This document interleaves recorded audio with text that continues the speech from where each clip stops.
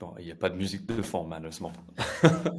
Bon, bonjour tout le monde, bienvenue à notre webinaire sur comment optimiser le taux de conversion de vos pages produits. Ça fait longtemps depuis qu'on en parle. On a très hâte de vous faire découvrir tous nos insights, nos best practices, quelques chiffres très importants.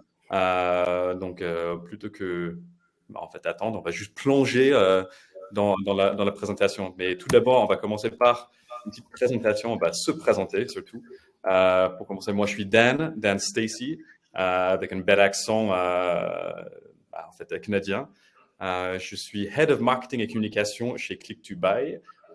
Et ce qu'on fait chez Click2Buy, on optimise le parcours d'achat en travaillant main à main avec les marques et les retailers. Voilà. Olivier? Bonjour à tous. Moi, Olivier Cohen, je suis directeur conseil chez Beable. Beable, c'est un logiciel de personnalisation de sites web. Notre métier, il est assez simple, c'est d'améliorer vos conversions en mettant en place des scénarios de personnalisation ou plus simplement en faisant de l'A/B testing. Maxence? Et moi, du coup, c'est Maxence van der Zalmen. Moi, je suis fondateur de Make Sense for Digital, qui est une agence de conseil en marketing digital, un peu en mode one-stop shop pour tous les besoins marketing, qui permet de connecter les annonceurs avec des solutions et aussi de faire tout ce qui est gestion publicitaire, gestion CRM, etc. Comme un coup, dans nos présentations, c'est comme un Maxence qui a employé le plus d'anglicisme et anglais, donc ça fait, c'est très cool. Chacun de nous trois, on est un peu, nos cœurs de métier, c'est vraiment le parcours client, l'optimisation et le taux de conversion. Donc, c'est très pertinent que ce soit nous qui animons ce webinaire aujourd'hui. On a quelques chiffres clés à vous présenter. Si on peut commencer par le premier chiffre clé. Si on peut passer. Olivier, je pense que c'est toi. Un chiffre qui est très important, 5 secondes finalement, c'est la durée moyenne qu'on peut constater avant de quitter ou plutôt s'engager en fait sur un site internet. Donc c'est très important en fait aujourd'hui de pas uniquement savoir toucher une audience, mais de pouvoir capter son attention. Donc la qualité de vos campagnes, de vos contenus SEO est forcément très importante. Donc, en fait, tu as intérêt de mettre le paquet sur la première page dès que le constructeur arrive sur ton site. Exactement. Juste un mot, c'est Deloitte qui dit ça, c'est que les fiches produits deviennent les nouvelles pages d'accueil. Tout à fait. Tout à fait. En fait, c'est grâce à Google Shopping et compagnie, en fait. Après, un deuxième chiffre, en fait, 49% de ton trafic, ton audience reste sur ton site au bout de 3 clics. Donc, il y a une corrélation directe entre le nombre de clics nécessaires à faire un checkout, à acheter un produit et le taux de conversion. Donc, en fait, le plus de clics, le moins de conversion, logique. On voit que ce chiffre pourrait descendre jusqu'à 8% au bout de 8 clics. Ouais. Donc, en fait, c'est très, très important d'apporter, limite, je dirais, un maximum d'informations pertinentes dès que le consommateur arrive sur la page en question. Un parcours sans rupture, simplifié. 3%, taux de conversion moyen d'un site de e-commerce en France. On en a pas mal discuté avec Maxence. C'est vrai que c'est une moyenne, mais c'est très disparate selon les secteurs d'activité, je crois. Ouais, ça va dépendre surtout de ce que tu vends et les utilisateurs ont quand même plus de facilité à acheter des produits à 15 € qu'à par exemple 2000 €. Donc, tu auras des grandes variations, mais ça reste la moyenne constatée en tout cas sur le marché. Ce qu'il faut retenir, du coup, c'est qu'il y a quand même 97% de nos internautes qui sont sur un site, pas forcément pour acheter, mais qui viennent peut-être préparer un achat. Et quand on travaille en fait une optimisation de taux de conversion, on va travailler évidemment en fait à exploiter ces 97% d'internautes qui sont sur le site dont on ne sait pas exactement ce qu'ils viennent faire. Et c'est tout l'enjeu du CRO finalement. Ouais. Et ouais, ça dépend énormément du secteur. En plus, même s'il n'y a pas de conversion derrière, c'est possible que le visiteur vienne sur le site pour s'informer, pour regarder un petit peu le produit en question avant de passer à l'achat un peu plus tard. Donc, c'est pas forcément une conversion initiale, mais ça peut convertir. Bon, très bien. Donc, 3 chiffres clés. Ouais, pour en rajouter pas mal. Du coup, si on veut optimiser la conversion d'une fiche produit, il faut déjà s'intéresser en fait à qu'est-ce que le CRO, qu'est-ce que le Conversion Rate Optimization. Alors j'ai pris ici la définition d'HubSpot, où je trouvais assez simple. Voilà, l'optimisation de taux de conversion, un processus qui consiste à créer une expérience qui va convertir in fine en fait notre visiteur en acheteur ou en client ou en lead. Alors c'est une définition que je trouve intéressante, mais moi j'aime bien aller un tout petit peu plus loin. Et ma définition chez Beable, si on peut passer juste sur le slide d'après, c'est pour moi en fait véritablement un processus itératif qui va du coup nécessiter une analyse continue à partir de nos data, à partir des données, pour aider les visiteurs à chacune des étapes de leur parcours d'achat. Et finalement, c'est cette fin de définition qui est importante, c'est si on veut convertir, si on veut améliorer notre taux de conversion, on doit nécessairement passer par la phase de compréhension. Pourquoi les internautes sont sur le site? Qu'est-ce qu'ils viennent faire?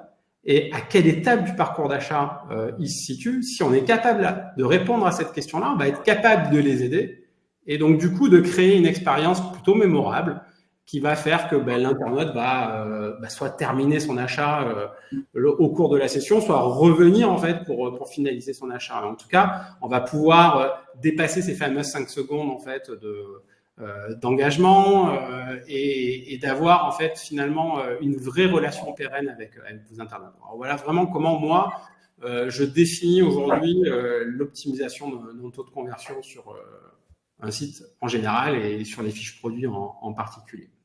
Ouais. Alors derrière tout ça, il y a quand même quelques concepts. Moi j'aime bien en fait, je suis un peu théorique, un peu scolaire parfois, et j'aime bien partager un petit peu ces concepts qui vont nous permettre de nous donner un cadre dans nos actions, dans notre démarche CRO.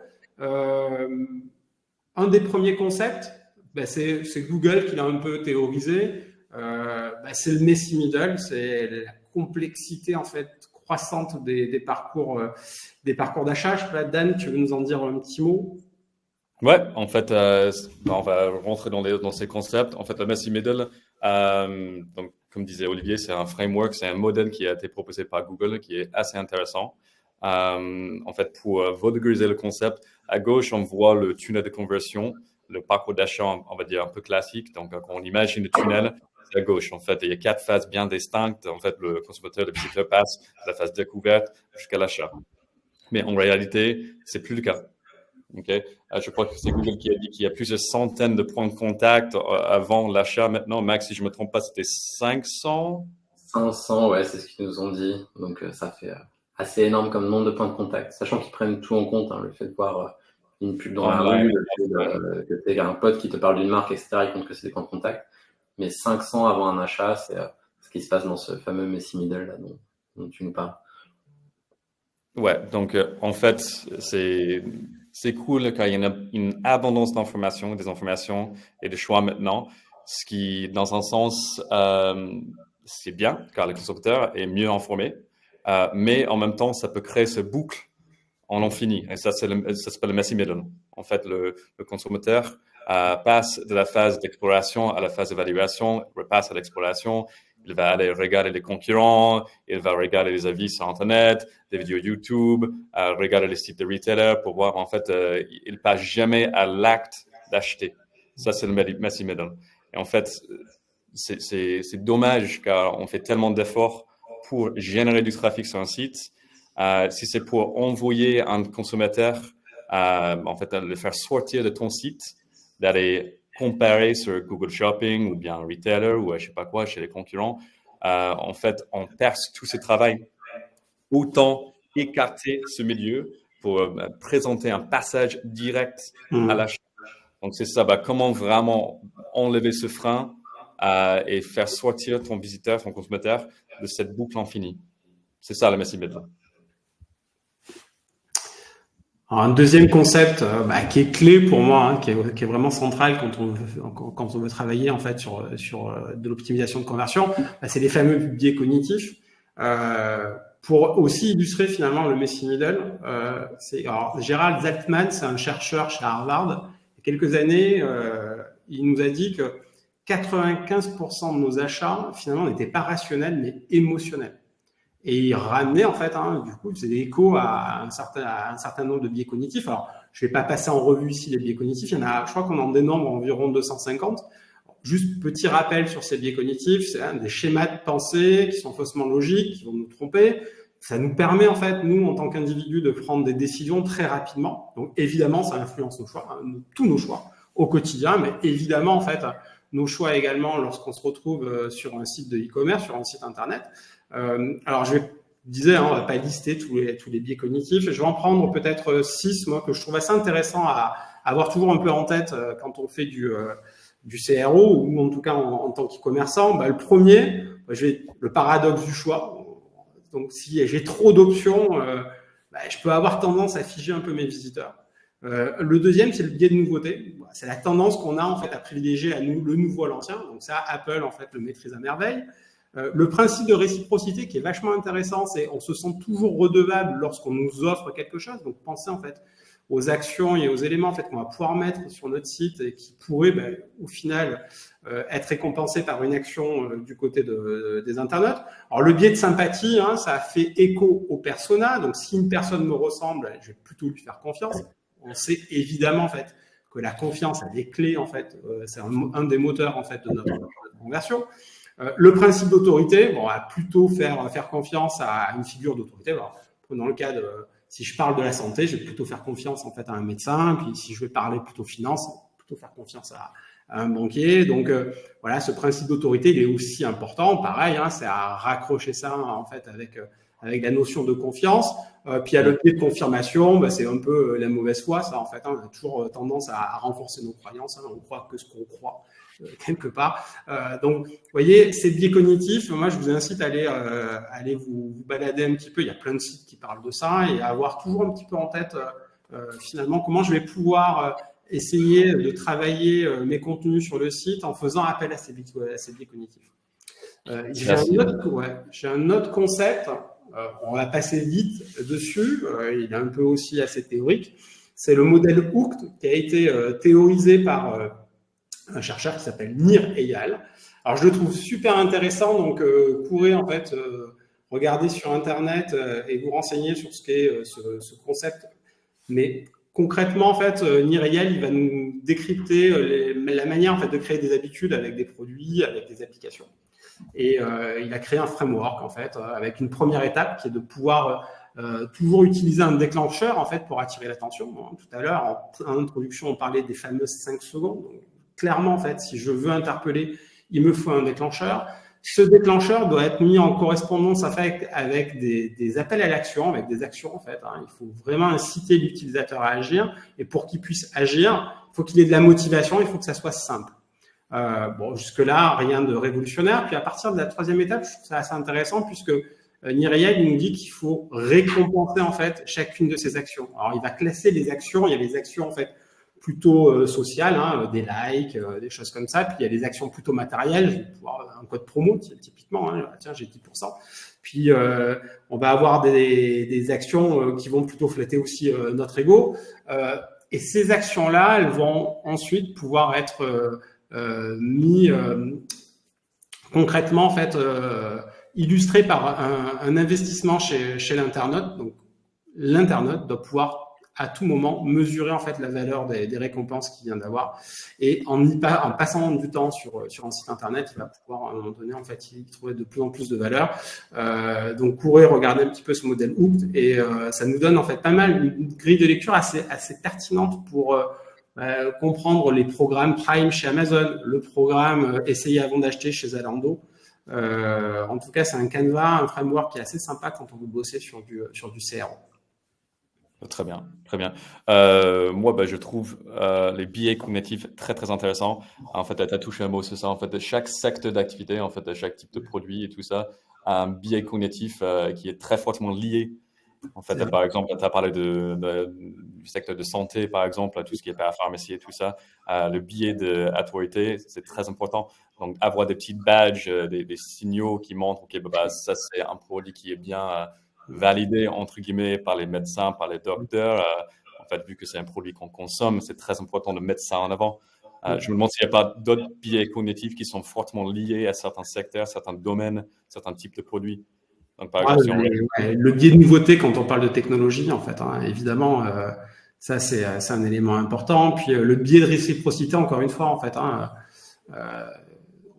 si on regarde le modèle Hook, hein, il faut pouvoir récompenser en fait, hein, et récompenser un internaute sur les actions qu'il va créer. C'est pas forcément lui donner en fait un produit ou lui donner un code promo, mais c'est l'amener en fait justement en fait intelligemment vers un chemin de conversion qui va in fine l'aider en fait à finaliser son achat et encore une fois à l'aider. Hein.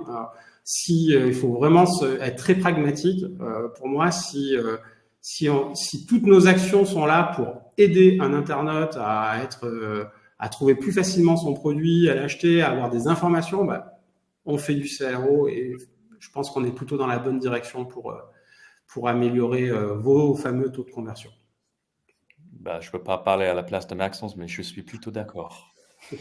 Oui, et puis même en CRM, c'est des notions que tu vas retrouver très très souvent, parce que c'est pas le tout aussi d'avoir le premier achat, mais après tu as aussi comment tu connectes avec la personne sur la durée, et là tu retrouves encore un nombre de biais cognitifs hyper important. Donc en fait ça te suit partout, donc c'est des concepts. On revient à la base du marketing, il n'y a rien de digital ou quoi que ce soit, mais c'est vraiment des concepts à aller creuser pour appuyer sa copie, parce qu'aujourd'hui il y a un truc que j'aime bien donner comme conseil qui permet de se dire ok, mais pourquoi je devrais m'y intéresser? C'est de se dire, aujourd'hui, quasiment tout le monde a énormément de concurrents, et du coup, le client, il a envie de dire, ok, mais pourquoi je dois te croire? Pourquoi je devrais aller acheter chez vous?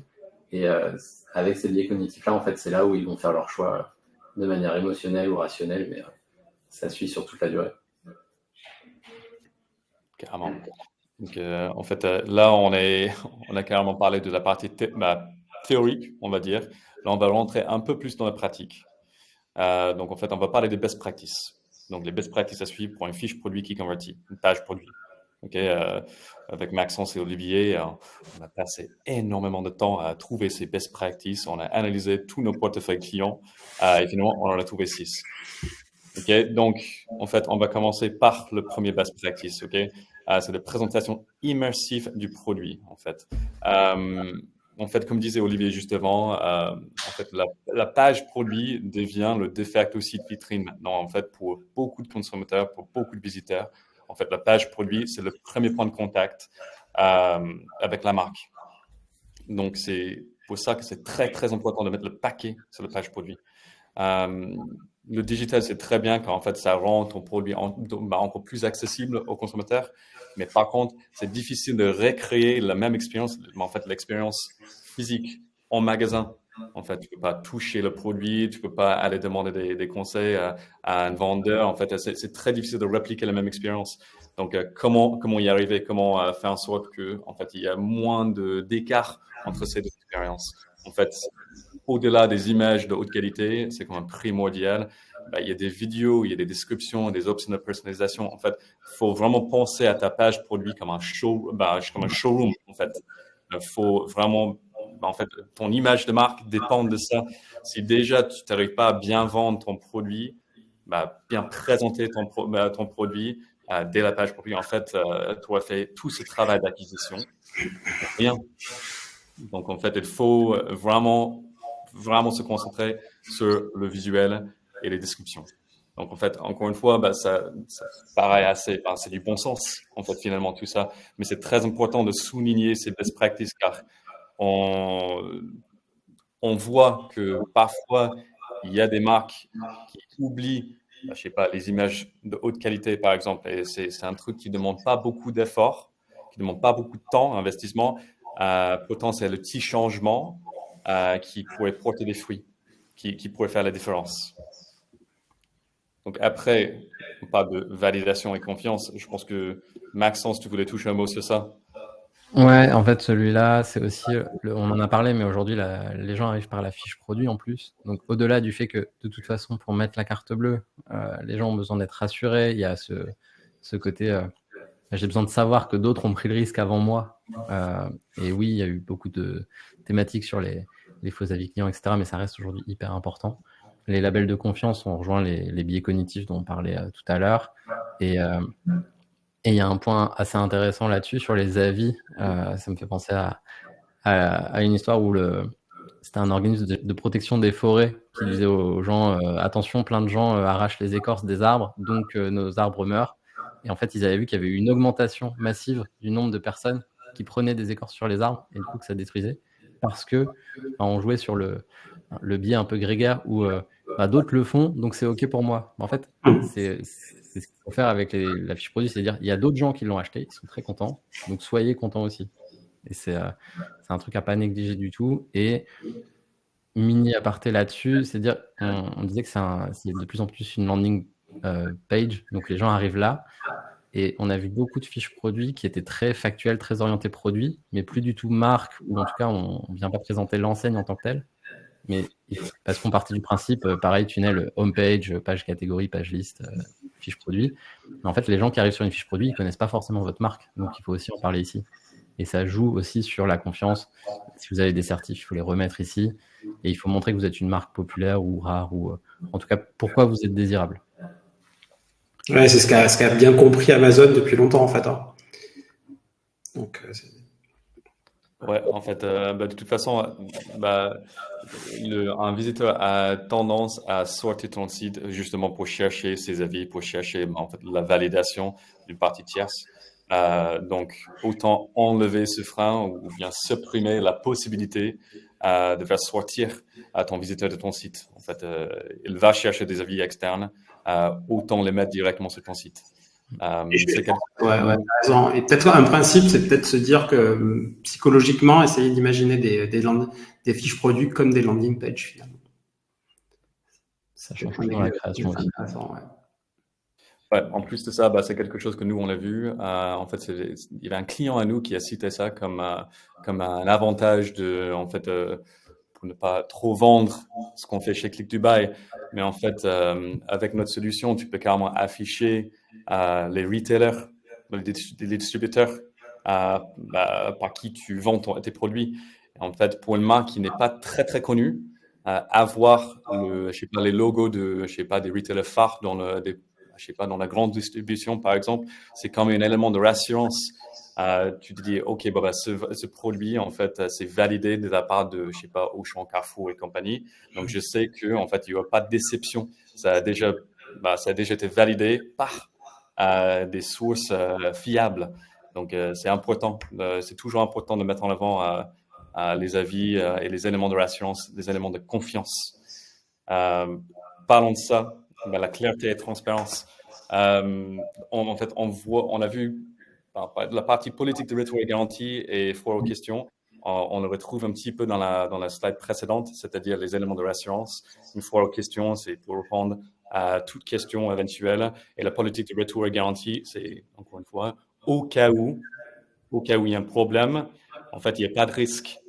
Mais en plus de ça, ce best practice, cet élément, c'est surtout pour éviter toute déception. En fait, c'est vraiment dommage de faire venir un visiteur sur ton site et avoir un décalage entre le prix mental et le prix réel, ou bien le prix, ainsi que la disponibilité du produit. OK. Nous, on l'a vu, en fait, il y a plus de mal en montrant tes produits qui n'ont pas de stock que tout simplement ne pas montrer le produit. C'est pour ça que chez Click Dubai, nous, en fait, notre solution, ça montre uniquement le retailer qui a le produit en stock. OK. Il faut vraiment faire un effort d'éviter au maximum la déception vis-à-vis de ton visiteur. En fait, non seulement est-ce que tu vas louper la conversion, l'achat, mais en fait, ça va dégrader ton image de marque à l'avenir. Donc, en fait, c'est double peine. Je ne sais pas si vous avez quelque chose à rajouter par rapport à ça, Olivier, Maxence. Non, Très clair. C'est très clair. Très bien. Donc, c'est très clair. Joli, ce jeu de mots. Maxence. Yes. Sur la notion d'incitation à l'achat, je sais sur le marché francophone, on a souvent du mal aussi à demander de l'argent. Ça, c'est assez commun. On en revient peut-être à un biais franco-français. Mais ce qu'il faut retenir sur ces notions-là, et c'est vrai pour tout le site web, mais encore plus à la fiche produit, c'est En gros, il faut dire aux gens clairement ce qu'il faut faire. Là, ce qu'on veut qu'ils fassent, c'est qu'ils ajoutent au panier ou qu'ils aillent voir où est dispo le produit. Il faut que ce soit clair. Et moi, j'aime bien les petites catchphrases pour retenir tout ça.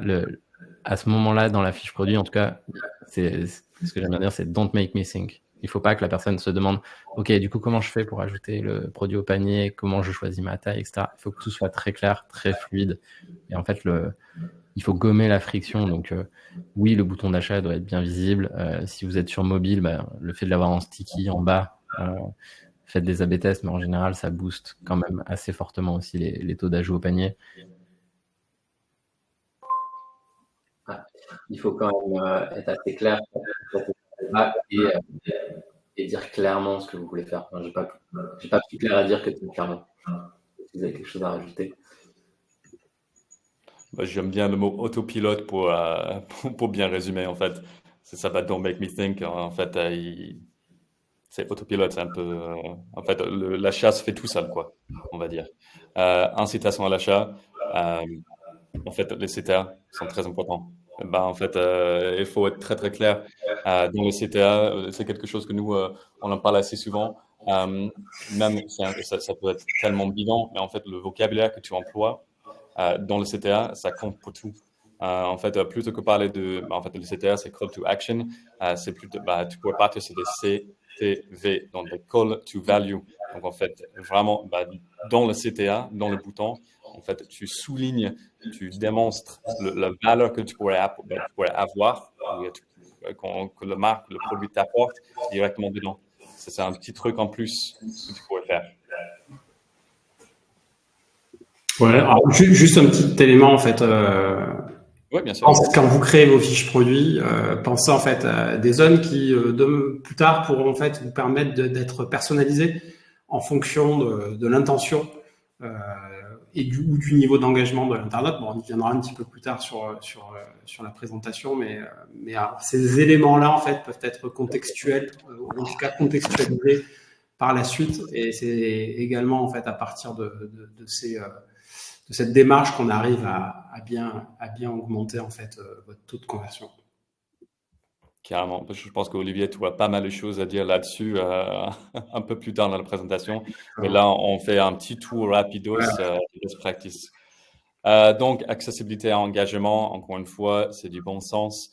Mais quand on prend le troisième point, par exemple, en fait, le mobile, ça compte tellement aujourd'hui. Il y a plus que 50% du trafic qui est mobile maintenant. En fait, les gens commencent, en fait, ça dépend du secteur, bien sûr. En fait, quelqu'un va pas forcément acheter un produit à plusieurs milliers d'euros sur son mobile quand un produit, je sais pas, 10 euros, 15 euros, sera peut-être un peu plus susceptible de passer à l'achat. Mais en fait, le mobile, c'est très important. Il faut penser, limite, il faut traiter les deux environnements, les deux parcours séparément, différemment. En fait, un parcours d'achat desktop n'est pas égal à un parcours d'achat desktop. En fait, il faut vraiment optimiser l'un et l'autre. Il ne faut pas optimiser l'ensemble en espérant que en fait, tu vas toucher un bon taux de conversion. Autant mettre plus d'efforts et vraiment maximiser le taux de chaque device plutôt que faire une solution en fait, one size fits all. En fait, il faut mettre les deux à part. En plus de ça, on parle de tout ce qui est, on va dire, le côté en fait, engagement, la mise en avant de tous les bénéfices environnementaux. Est-ce que les composants sont recyclés? Est-ce qu'il y a des dons qui sont faits, une partie de, je sais pas, de la marge qui est donnée aux associations et tout ça? Encore une fois, on revient à l'idée que les gens, la plupart du temps, ils achètent avec des émotions. Donc, en fait, il faut jouer sur les émotions. Est-ce que vous avez quelque chose à rajouter, Olivier? Ouais, juste un petit. Tu parles de mobile, en fait, ne pas juger uniquement en fait les performances mobiles sur uniquement un taux de conversion final. On le sait aujourd'hui en fait que le mobile va nous aider à préparer un achat, donc c'est important d'avoir des KPI qui vont mesurer en fait ce niveau d'engagement là. Donc essayer en fait un maximum de créer des KPI pour identifier les internautes en bas du funnel, ceux qui sont vraiment pas loin de l'achat, et c'est sur ces KPI-là qu'il va falloir juger vos performances mobiles.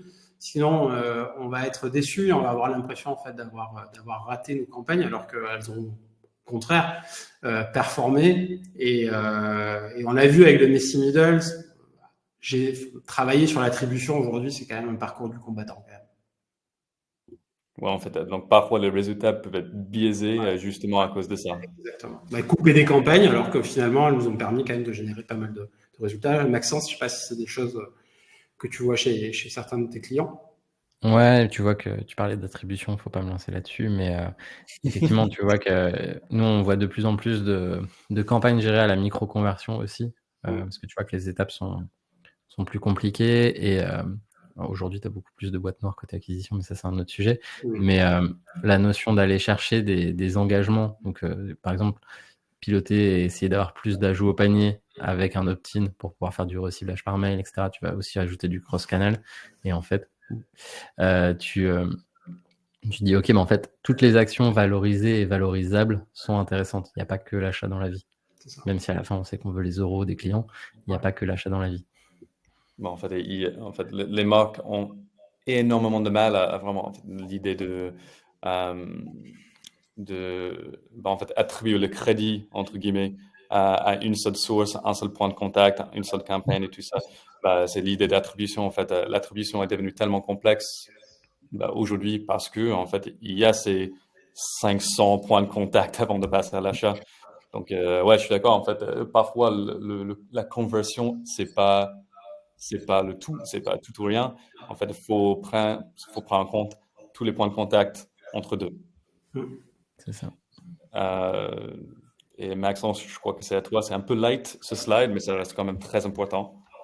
Yes, mais en fait, c'est important dans le sens où on reste sur le digital qui est de plus en plus, peut-être pas saturé, mais en tout cas, il y a de plus en plus d'acteurs. Donc, ce qui fait aussi la différence, c'est la capacité à connecter et aussi connecter en direct avec les utilisateurs. Donc, on le voit, il y a de plus en plus de solutions, que ce soit des chats avec les personnes de vos services clients qui vont répondre à des questions. Ça, on le voit aussi sur des produits techniques, mais pas que. Par exemple, sur des sites de vente de croquettes pour chat, en fait, est-ce que c'est apte pour mon chat qui a des problèmes de reins, etc. En fait, si on est le vendredi soir à 21h et qu'on doit acheter des croquettes, en fait, on a quand même besoin d'avoir une réponse. Sinon, on ne sait pas. Et donc, là, l'idée, le chat en direct, c'est la meilleure façon. Il y a des chats communautaires de plus en plus. Les chatbots, vigilance, parce que des fois, la qualité, limite, ça fait fuir plutôt qu'autre chose. Mais c'est quelque chose à surveiller, à essayer de mettre en place. On a des use cases de clients qui ont réussi à brancher un chatbot via IA sur toute leur documentation et il y a des résultats quand même assez costauds là-dessus. Et la comparaison avec d'autres produits, là, c'est plus pour répondre à un autre biais cognitif où les gens ont besoin de comparer aujourd'hui. Donc en fait, autant qu'ils comparent entre 3 produits de chez vous plutôt qu'entre 3 produits de vous et 2 autres concurrents. Donc en fait, c'est un peu... et il ne faut pas tomber dans les côtés un peu obscurs et essayer de donner une illusion de choix, même si, effectivement, en fait, si vous avez 3 produits qui répondent à des besoins un tout petit peu différents, mais autant que les personnes soient au courant déjà qu'il y a ces alternatives, mais aussi qui comparent quand même entre les produits de chez vous, parce que à la fin, l'enjeu, c'est quand même qu'ils achètent chez vous plutôt que chez les concurrents. C'est devenu quand même assez costaud comme enjeu aujourd'hui, quand il y a une offre assez pléthorique sur plein de verticales. Donc, donner cette capacité-là aux personnes, parce que les personnes qui vont ouvrir 10 onglets versus un autre site qui propose une fonctionnalité comme ça, en fait, vous allez perdre du terrain sur ces utilisateurs-là. Ouais, juste pour compléter, ce qui est intéressant aussi, c'est que finalement, c'est autant de traces que vont nous laisser en fait les internautes sur leur niveau d'engagement par rapport à un produit. Si la seule option, lorsque je suis sur une fiche produit, c'est de l'ajouter au panier et que je suis pas encore dans cette phase-là prêt à ajouter ce produit au panier, le fait de pouvoir les aider en fait avec des actions connexes dans cette phase préparatoire, nous, ça nous donne quand même clairement en fait l'information de je suis pas prêt à acheter, mais par contre effectivement je suis intéressé. Et donc si on veut du coup pouvoir mesurer la performance d'une campagne ou travailler sur des parcours de conversion, c'est grâce à ces actions-là, c'est grâce à ces traces, ces signaux qu'on va souvent appeler faibles, qu'on va réussir en fait à mieux comprendre finalement quel est l'état d'esprit de mon internaute, quelle est son intention d'achat lorsqu'il vient sur le site. Si Là, on met sur on rentre dans un Oui, cercle vertueux du coup. C'est bien pour l'internaute, mais c'est forcément très bien pour nous aussi en fait en tant qu'e-commerçants pour nous aider à améliorer encore notre stratégie d'acquisition ou de conversion. tout à fait. Et je pense que ça sert comme une belle phrase de transition Et ouais, à la partie suivante de notre webinaire. C'est vraiment le cœur du sujet, comment optimiser les conversions des fiches produits. alors, ouais, effectivement, il y a une petite démarche, hein, donc ça commencera toujours par des insights. Alors, ce que j'aime bien dire, c'est que finalement, la démarche CRO, c'est 80% de recherche et 20% de tests.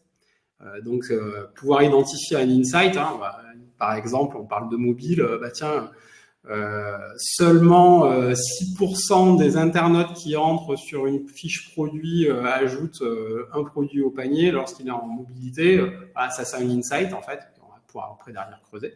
Alors, nous, chez Billable, en fait, comme on sait qu'il faut aller vite et qu'il est important de comprendre, en fait, ce que font chacun de nos visiteurs, puisqu'on va exploiter vraiment 100% du trafic.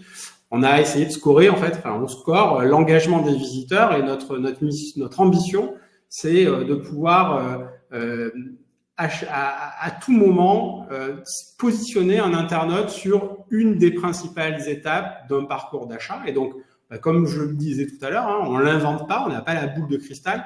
Donc, on va simplement créer des algorithmes à partir de signaux forts. J'ai ajouté un produit au panier, j'ai cliqué sur un produit pour le comparer, je l'ai mis dans ma wishlist, etc. Et puis des signaux plus faibles. Ça fait 4 fois que je viens voir cette fiche produit en moins de 7 jours. J'ai en desktop survolé un prix, j'ai cliqué 3 fois sur les images de ma fiche produit, etc. Donc, tous ces signaux-là, on va pouvoir les combiner et derrière, en fait, nous déclencher est-ce que je suis en découverte, considération, intention. Et puis finalement, mon job, moi, lorsque je vais faire de l'optimisation de taux de conversion, c'est d'essayer de faire passer en fait l'internaute d'une étape A vers une étape B. Si je viens sur le site parce que je suis curieux par rapport à votre marque, hein, je l'ai entendu à la radio, je l'ai lu dans un magazine ou sur les réseaux sociaux. J'ai pas a priori beaucoup de besoins. Si je viens sur votre site, c'est pas parce que je vais mettre un code promo que je vais acheter. Donc mon objectif, ça va être de le faire passer plutôt en fait en considération, de lui donner de la considération sur vos produits. Donc de l'année à minima, aller visiter vos fiches produits, etc. Et donc quand on va personnaliser, ou faire de l'A/B test, on va essayer en fait de travailler sur tous ces éléments. En l'occurrence, on parle d'une fiche produit. Quels sont tous les éléments en fait des scénarios qu'on va pouvoir mettre sur une fiche produit pour essayer d'influer, d'aider en fait nos visiteurs à aller à s'engager encore un petit peu plus loin avec nous. Alors, j'ai quelques exemples. La première en fait, c'est un internaute. Hein, on parlait des internautes en découverte. Maxence, tu parlais de l'importance en fait de pouvoir les embarquer ensuite dans des programmes CRM, PRM. Nous, des choses en fait qu'on fait avec nos clients, c'est que lorsque les internautes sont en découverte, on va essayer plutôt de les inciter à créer un compte, à s'abonner à une newsletter. Finalement, une vente privée, hein, en tout cas, pouvoir s'inscrire et en retour avoir accès à des bons plans, c'est quelque chose qui fonctionne très bien. On va pas le mettre en avant pour tout le monde. Mais typiquement, lorsqu'on identifie un internaute qui est en phase de découverte, on va plutôt en fait privilégier ce type de scénario. Et les KPI, du coup, ça va être plutôt le taux d'inscription, le taux de création de nouveaux comptes en fait, hein, qu'on va pouvoir suivre. Donc là, on a vraiment des chiffres qui sont très très intéressants. On a vu des clients avec des plus 57% d'uplift sur des taux de création de comptes. Hein. Donc si on regardera peut-être en fin de présentation comment on le mesure, mais voilà, ça clairement en fait on a des bénéfices sur la création de compte quand on est en découverte. D'autres cas, Dan, peut-être que tu vas en parler là, mais donc là, c'est le gros de notre trafic, hein, genre 60-70% de nos internautes sont plutôt en considération. Comment essayer de les engager? Je pourrais, mais honnêtement, je pense que Maxence serait mieux placé que moi pour parler de ça. Justement, je vois ça pas mal vu que en fait, il travaille beaucoup avec Google Shopping. Ouais, en fait, le petit hack qu'on a aussi là-dessus sur les landing page shopping, parce que tout le monde se dit, ok, en fait, Google Shopping, ça permet de faire arriver sur une fiche produit. Oui, mais pas forcément votre fiche produit classique. En fait, vous pouvez aussi avoir des fiches produits qui sont beaucoup plus prompt à la comparaison. Et c'est par exemple, Leroy Merlin le faisait très bien. Je ne sais pas s'il le fait encore, mais où en fait tu as bien le produit héros en haut, mais tu retombes très très vite sur énormément de cross-sell en fait, et ça te permet de minimiser assez fortement le taux de rebond, parce que le comportement qu'on voit sur Google Shopping, c'est que les gens ouvrent plusieurs onglets chez plusieurs marchands potentiellement, et en fait ils vont très vite aller fermer les produits qui répondent pas tant que ça, parce que sur Google Shopping tu as peu d'infos, hein. Tu as une toute petite vignette, le titre du produit tronqué, le prix et potentiellement les frais de port et un début d'avis. Et donc en fait le fait d'avoir des solutions rebond à ce niveau-là, c'est quand même assez intéressant, parce que au plus quelqu'un va être engagé chez vous, au plus il va avoir tendance à revenir, ou en tout cas à s'inciter, parce que il y investit plus de temps, plus d'énergie, donc ça crée cette relation. Donc le fait d'avoir les alternatives, d'éviter le syndrome de l'impasse, on va dire. La fiche produit ne doit pas être une impasse. Je pense que Olivier, tu peux rebondir dessus peut-être sur ça, mais c'est un bon résumé. Ouais, complètement. Bah, c'est exactement ça. Donc là, avoir des moteurs de recommandation, pouvoir en fait, au moment où l'internaute va peut-être partir, alors c'est des choses assez classiques aujourd'hui maintenant, hein, exit intent, de pouvoir en fait les rattraper avec ça, puis ou alors pouvoir modéliser un petit peu plus votre fiche produit comme une landing page quand on n'a pas forcément la capacité à redévelopper ou à repartir, refondre en fait totalement votre fiche produit. Mettre en place des A/B tests, mettre en place des scénarios, en fait, ça va répondre en fait à cet enjeu-là de manière très simple, sans être obligé de faire appel à un développeur à côté de nous. Alors on est sur du coup tous les enjeux du no-code. Donc évidemment, ces recommandations cross-sell, upsell, en fait, ça nous aide à diminuer le taux de rebond, et ça, c'est également en fait une valeur sûre. Donc, encore dans la phase de considération, on a le concept de guider et conseiller le visiteur tout au long de son parcours en boutique. En fait, comme je disais tout à l'heure, le but, c'est de vraiment répliquer, recréer l'expérience physique en ligne. C'est très difficile à faire quand, en fait, on n'a pas quelqu'un physiquement dans la pièce avec le visiteur. En fait, il y a moins de contact, en fait. Donc, en fait, comment faire ça? En fait, je dis que c'est difficile, mais il y a plein de choses qu'on pourrait faire, qu'on pourrait mettre en place sur son site pour justement rassurer le visiteur dans son choix, assurer qu'en fait, il n'y a pas de risque en achetant ton produit. Et le produit qu'il choisit, en fait, c'est le produit le plus adapté à ses besoins. Ouais. Alors ça peut être croisé aussi du coup à des produits qui sont un peu plus complexes dans votre catalogue. Donc la force encore une fois de la personnalisation, c'est qu'on n'est pas obligé de le généraliser en fait à 100% des internautes ou à 5% des produits. Hein. Souvent en fait quand on parle de perso, on pense toujours en fait engagement visiteur, mais en fait on peut croiser ça également avec un taux d'attractivité produit ou des techniques, des niveaux de technicité en fait de certains produits. Donc là, ça devient effectivement, ça commence à devenir assez intéressant. Et toujours cette idée de aider le visiteur, et c'est ce qui va retenir lui in fine, et c'est ce qui nous donnera envie de revenir. Ouais, en fait, il faut jouer un rôle actif dans le parcours. En fait, il faut être là, il faut accompagner le visiteur tout au long. Et là, on est vraiment dans la page, hein, on n'est pas sur des pop-ins, donc c'est pas du tout intrusif, donc c'est quelque chose qui est rapidement lisible. Et le visiteur peut le consulter si besoin. Ouais, exactement, et on doit avoir une stratégie là particulièrement pertinente quand on est sur du mobile. On n'est pas nécessairement obligé de le faire sur du desktop, mais c'est peut-être quelque chose à tester sur le mobile pour voir si ça va vous permettre en fait d'avoir un meilleur taux d'engagement. Ouais. En plus, on voit le résultat. En fait, on parle de taux de conversion, mais il y a aussi le taux de retour. C'est très bien d'avoir un taux de conversion élevé, de faire plein de ventes, mais en même temps, si ton taux de retour, en fait, est quand même n'est pas top, en fait, finalement, tu as fait la moitié du travail. Donc, en fait, ça joue un rôle sur le retour aussi.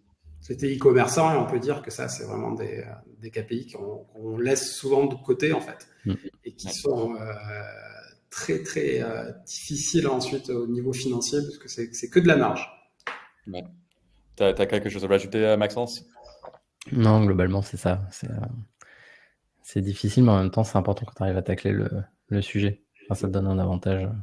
Selon ta maîtrise du sujet, tu peux créer un avantage là-dessus.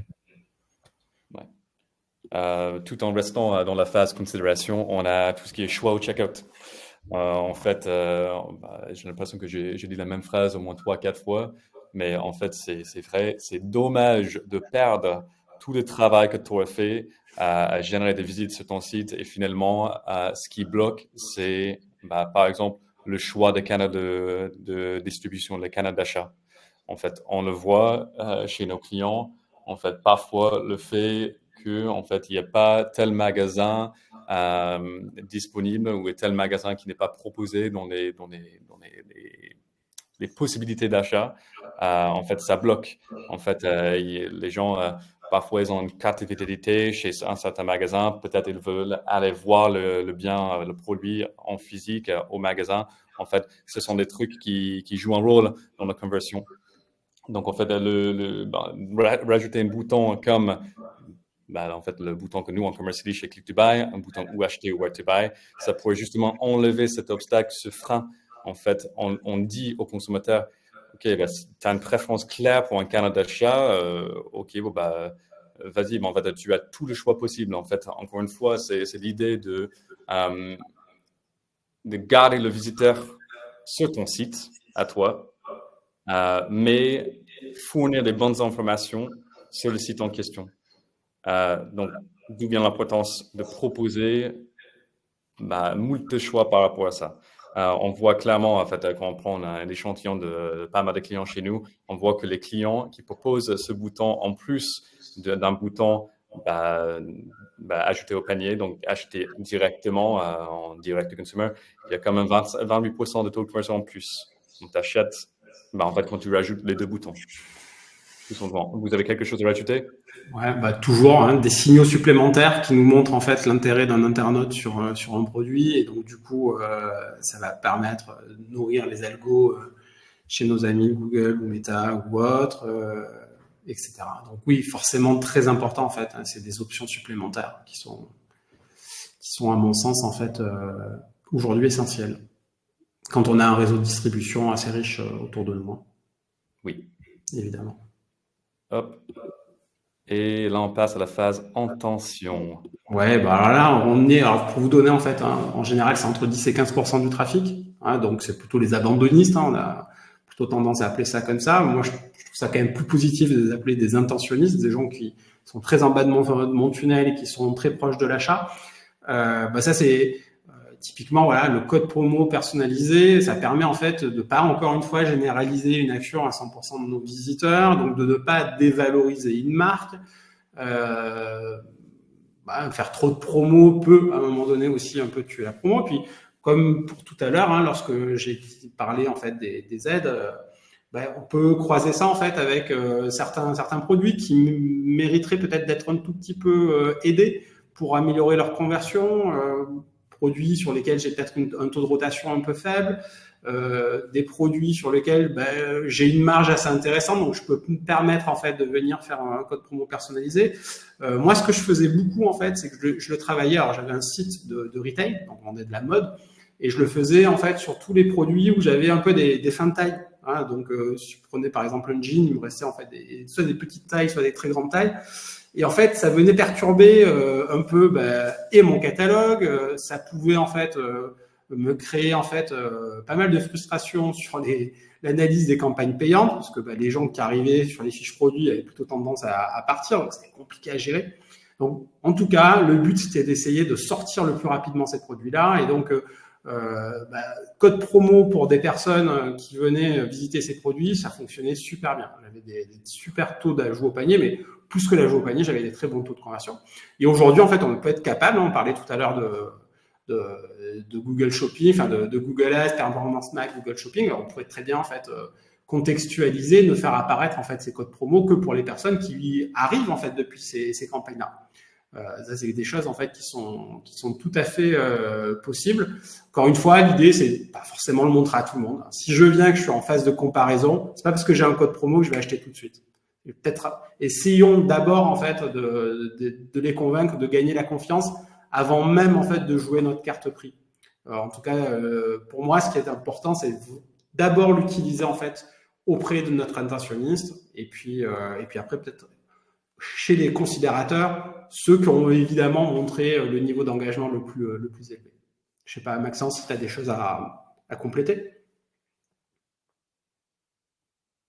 Avec le micro ouvert, c'est mieux. Ouais, une des difficultés juste avec ça, c'est effectivement de réussir à faire en sorte que la personne retrouve son code plus tard. Donc c'est là l'intérêt aussi de pas forcément toujours le faire en direct, mais de passer par des solutions, parce que vous allez l'afficher via la solution e-commerce quand la personne est sur la page. Mais par contre, si la personne revient 2 jours après, il faut réussir à retrouver la bonne personne, etc. Sinon, il n'y a plus le code, etc. Donc, on l'a vu tout à l'heure avec le Messi Middle, suivre les gens, c'est important, mais c'est difficile. Et cette étape-là, en fait, c'est hyper bon pour les taux de conversion. C'est difficile quand on veut réinventer l'eau chaude soi-même. Je suis d'accord. C'est difficile et ça devient de plus en plus difficile en fait. Donc, ouais, très bien dit. Après, créer le jeu.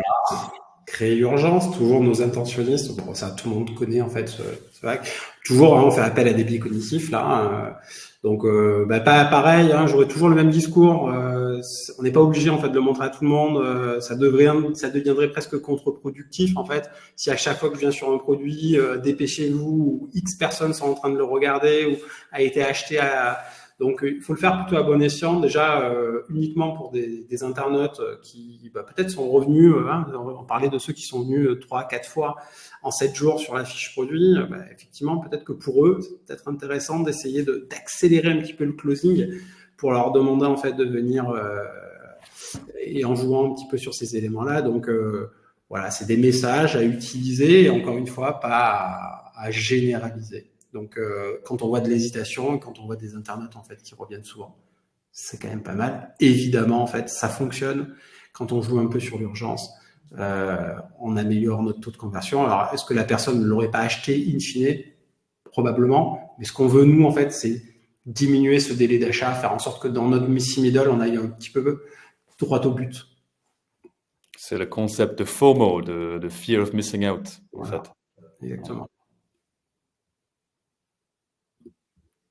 Alors, le méthodo, je crois que ça, c'est la méthodo de non seulement mais ouais, on parlait tout à l'heure en fait d'amélioration continue, de pouvoir mesurer en fait tout au long du processus.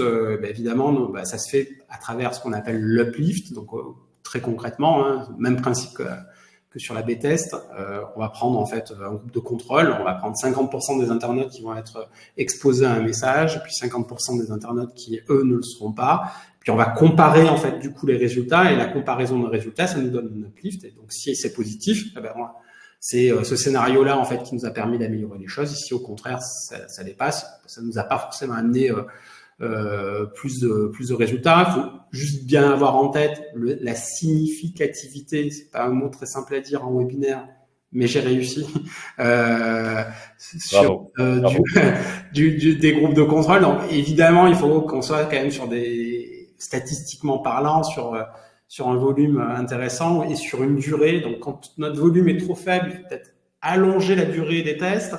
Donc n'allons pas tester sur des micro-cibles, des micro-segments. Je pense qu'on serait plutôt en fait sur des chiffres qui vont nous faire plaisir, mais qui pourraient être plus liés au hasard qu'à autre chose. Et ce qu'on fait toujours en fait, ce qu'on recommande, et nous on le fait toujours chez Beable, c'est qu'on va tout le temps garder en fait un groupe de contrôle ouvert. Donc une fois que le test a été validé, on va garder quand même 10-15% en fait des internautes exposés sur l'ancien scénario ou sur pas de scénario du tout, de sorte à avoir toujours cette capacité à challenger en fait notre scénario, à l'améliorer. Donc ça, c'est une best practice en fait qu'il faut donner à tout le monde. Gardez toujours en fait un petit groupe de contrôle sur vos scénarios. C'est quand même toujours intéressant.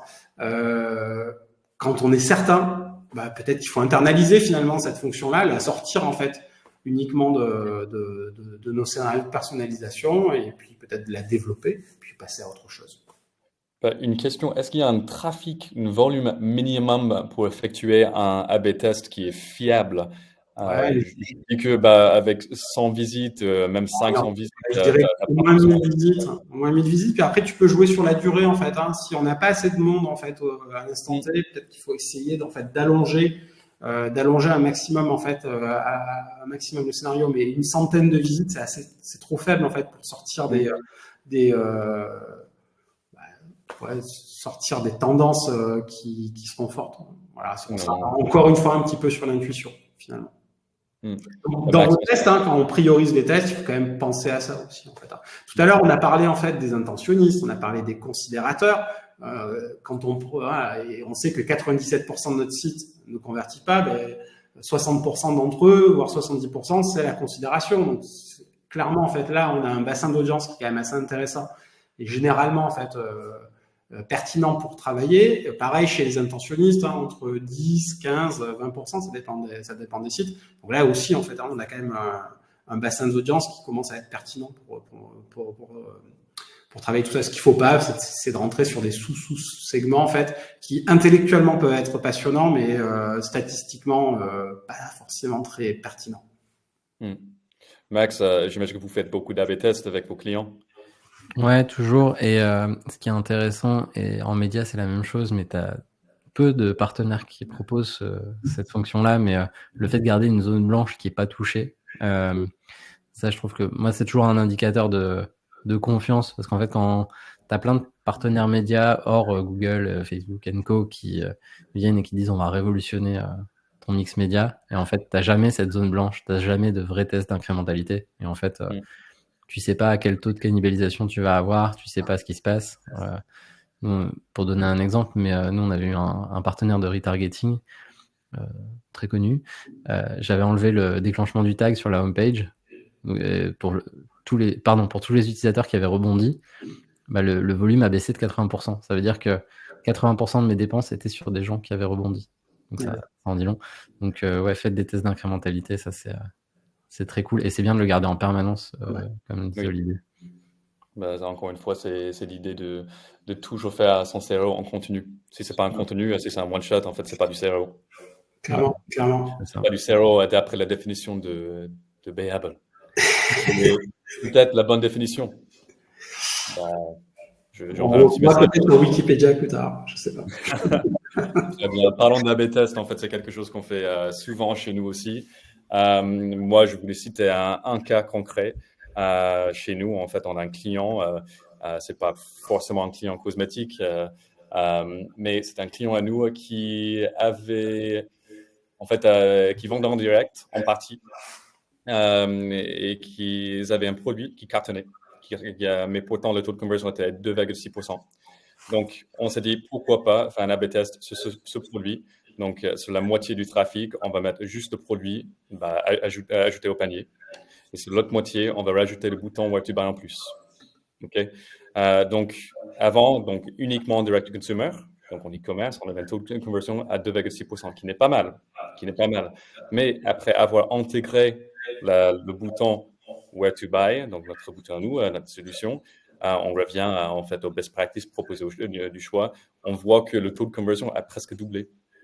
En fait, on a pris 2,5 points. Donc, certes, il y a parfois cette idée qu'il peut y avoir de la cannibalisation entre les deux, mais là, on voit bel et bien que en fait, la cannibalisation est minime, voire inexistante. Certes, il y a un tiers des ventes qui sont faites par des revendeurs, mais en fait, ça reste quand même du chiffre d'affaires, ça reste des ventes qui sont faites.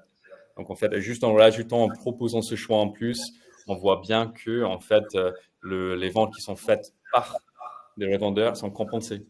Donc, en fait, après ça, on a commencé à jouer de plus en plus avec d'autres produits, intégrer d'autres, en fait, le bouton Where to Buy sur d'autres produits. On voit qu'il y a certains produits, en fait, sur lesquels ça marche mieux et d'autres produits qui sont carrément mieux en e-commerce.